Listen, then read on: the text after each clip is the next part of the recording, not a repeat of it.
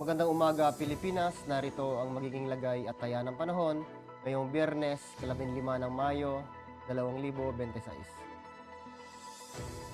Sa kasalukuyan, ang mini-monitor nating low pressure dito sa loob ng ating Philippine Area of Responsibility na formerly Kaloy, kaninang alas 3 ng madaling araw, ito'y namataan sa layong 1,055 km silangan ng southeastern Luzon. Ang sinasabing low pressure, wala itong direktang epekto sa anumang kalupaan dito sa ating bansa. Dulot nga ng mga localized thunderstorm, inaasahan natin ang Metro Manila, na labing bahagi ng Luzon, Visayas, ganoon na rin sa Mindanao. Inaasahan pa rin natin ang mainit na panahon, bahagyang maulap hanggang sa maulap na kalangitan na may mga posibilidad na pulo-pulong pag-ulan, pagkulog at pagkidlat. Para sa flight level wind chart na 2,500, ganoon na rin dito sa 5,000 feet. Inaasahan pa rin natin ang mahihinang variable winds. Minsan nagmumula ito sa Hilaga, Silangan hanggang Silangan.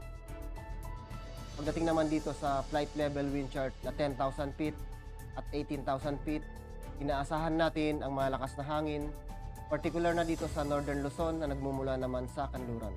Samantala, dito sa may Southern Luzon, Visayas at Mindanao, inaasahan natin ang bahagyang malakas na hangin na nagmumula Hilaga, Silangan hanggang Silangan. Ang impact nito sa flight operation dito sa Metro Manila at ng labing bahagi ng ating bansa, dulot ng mga localized thunderstorm, aasahan natin ang afternoon convective development producing fronts and heavy rain. Ang impact nito sa rotary, naasahan natin ang downbursts, strong gusts, and reduced visibility, pose significant hazard, and avoid flight in CV activity. Pagdating naman dito sa fixed wing, inaasahan natin ang mga severe turbulence and wind shear like during arrival and departure phases. Ang aircraft natin may experience temporary delays or requires diversions. Ang araw ay sumikat kaninang 0528 at lulubog mamayang 1860.